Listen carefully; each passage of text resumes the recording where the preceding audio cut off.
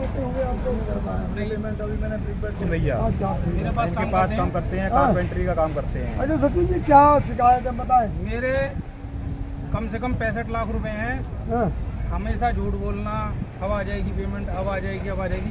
5 महीने से कोई पेमेंट मिली नहीं है मेरे को और बहुत ज़्यादा समस्या है। मेरे बच्चों की 6-6 महीने की फीस जमा नहीं है। तो इतनी पेमेंट होगी बीच में, आपने कभी नहीं मांगी क्या? मैंने बहुत कोशिश करी है, मुझे 4 साल हो गए। अब दे देंगे, अब मान लो प्रेशर बनाने लगे कि काम कर दो, ये डायरेक्टर साहब आ रहे हैं और CMD साहब की मीटिंग हो रही है, ये है और पैसा आ रहा तुम्हारा। तो जो लोग आपके साथ काम करते हैं, जैसे कि भैया काम, मेरे पास कम से कम 25-30 आदमी काम करते हैं। तो मैंने ब्याज पे पैसा ठा के पैसे दिए हैं उनके। अच्छा, हाँ जी, मैं ब्याज भर रहा हूँ आज तक। तो अब क्या उम्मीद लग रही है आप लोगों को? उम्मीद क्या, देखो आश्वासन दे रहे हैं, हमेशा आश्वासन ही मिलता है।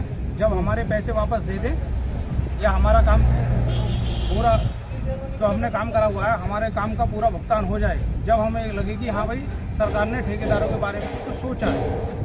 सरकार से भी कोई आपको शिकायत है? सरकार से यही शिकायत है, सरकार हमेशा फ्लैटियरों का, बिल्डरों का, इनका ही वो दिखाती है। कभी ये नहीं दिखाती कि ठेकेदार भी कितना परेशान है, ठेकेदार ने कितना पैसा लगाया है अपना। और पैसा ये बिल्डर क्या करते हैं, पैसा ठेकेदार का लगवाते हैं।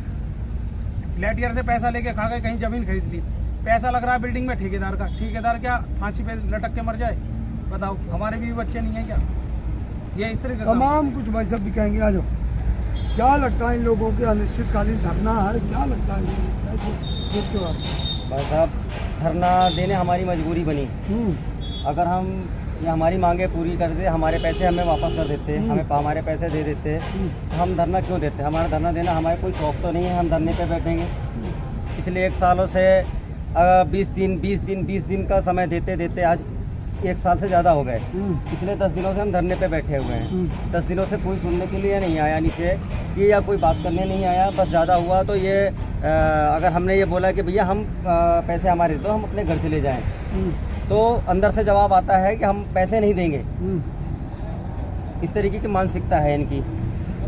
देखिए तस्वीरें हैं, मैं दिखाना चाहूँगा कि अपने कैमरे के माध्यम से, ये है सुपर टैग बिल्डिंग। इसके बड़े बड़े आलीशान शीशेदार बिल्डिंग में तमाम AC रूम में वो लोग बैठे हुए हैं जो इन गरीब का, मजदूरों का पैसा 7-8 महीने हो गए, अभी तक ऑर्डर नहीं बनाया है। और ऑर्डर नहीं बनाया, कह रहे हैं तुम्हारा काम खराब हो गया, ये आई आदमी बैठे है वहाँ से पास का ऑर्डर नहीं बन रहा है। 8-10 लाख रुपए की पेमेंट है, 6 महीने से बहका रहे हैं। तो जो लोग आपके नीचे काम कर रहे थे वो कहीं से उठा के दिया, ब्याज पर दिया, किसी से हाथ जोड़ दिया, जिसके 20,000 निकल रहा है उसको 10,000 दिया है, और किसी से उठा दिया कि भाई दे देंगे तुम्हारा, तो ब्याज भर देंगे सर हमको। तो ये गरीबों की, मजदूरों की सरासर मार हो रही है। उत्तर प्रदेश के नोएडा सेक्टर 96 में हम मौजूद हैं और आपको बता दें, उत्तर प्रदेश का सरकार का जो दावा है, उत्तर प्रदेश में जो डबल इंजन की सरकार है, आखिर कुछ तो शिकायत आपको कुछ मोदी और शिकायत यही है, हमारा पैसा मिल जाए। हमने जो काम करा हम अभी पैसा मांग रहे हैं। के अध्यक्ष जी के हमने जो है योगी जी से कहा तो FIR तो की गई, लेकिन उसमें कार्रवाई नहीं हो रही सर। उसी वजह से तो बैठे हैं, कार्रवाई होती तो क्यों बैठते हैं यहाँ पे? कार्रवाई इतना ही नहीं है, सिर्फ इतना ही नहीं है। हमने अपने घरों का, जो हमने घर ले रखा है, छोटा छोटा सा मकान है हमारा, 50 गज 60 गज का मकान है, हमने उस घर को भी गिरवी रख रखा है। हमने अपने जितने भी हमारे पास कार्यकर्ता काम करने वाले थे, हमारे पास सिविल का काम करने वाला है, कोई इलेक्ट्रिशियन का काम करने वाला है, हमने उनकी पेमेंटें कर रखी हैं।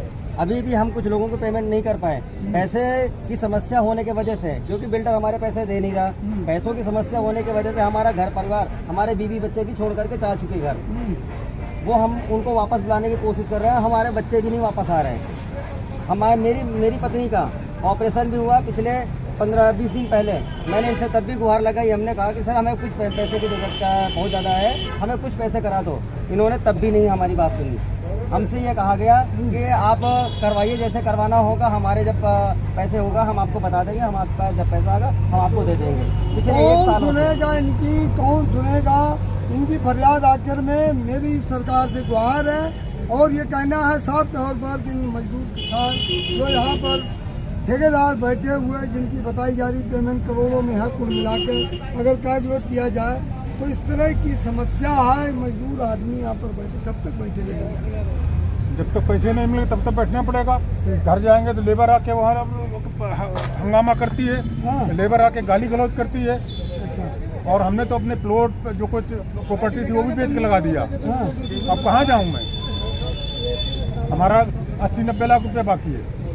कहा जा रहा है कि ना घर के रहे ना घाट के, यहाँ आए थे कुछ कमाने के लिए और यहाँ उल्टा कर्जा हो गया। अब क्या करूँ मैं? मजदूर आके गाली देता, जिसका माल लिया वो गाली देता आके। हाँ। घर पे रुकने देती, हम कहीं दूसरी जगह सोते हैं हाँ। जाके, रात में घर में नहीं जाते हैं। मतलब डर है। डर है, रहता है। डर है, हमको मार देंगे लोग अगर 2 पैसे नहीं दिया क्या उनको। नाम होगा आपका? जसवंत सिंह। जसवंत सिंह। तो कितना पैसा होगा आपका? हमारा 90 लाख रुपए करीब। 90 लाख रुपए सुपर ट्रक कंपनी पर इनका बकाया है। उनका कहना है जसवंत सिंह का कि हमें इतना डर है कि हम अपने घर में सुकून से सो भी नहीं पाते। लेकिन दावा तो ये है कि उत्तर प्रदेश में बहुत खुशहाली है। क्या खुशहाली है? मजदूरों का पैसा नहीं मिला, खुशहाली तो ये है। खुशहाली है सिर्फ बिल्डर के लिए है, बड़े लोगों के लिए खुशहाली है। जो गरीब मजदूर है वो तो पहले भी दबा था और आज भी दबा ही हुआ है। वैसे हमारे अंदर तो इतना डर है कि हम अपनी गाड़ियों से जाते हैं तो गेट के बाहर या किसी जंगल में कोने में खड़ी करके सो जाते हैं ताकि रात कट जाए हमारी। कपड़े भी धोने होते हैं, कई बार ऐसा होता है कि किसी सुलभ कॉम्प्लेक्स में जाकर के नहा लेते हैं और वहाँ से कपड़े चेंज करके चले आते हैं। देखिए ये क्या कह रहे हैं, ये ठेकेदार हैं। इन ठेकेदारों की ऐसी समस्या है जी, विडम्बना है कि ये सुकून से सो भी नहीं सकते, खा भी नहीं सकते और अपने घरों में रह भी नहीं सकते। तो आगे वाला समय देखो क्या करती है सरकार। मेरा भी यही अपने चैनल के माध्यम से निवेदन है कि इन लोगों की जरूर सुनवाई हो, सरकार जागे।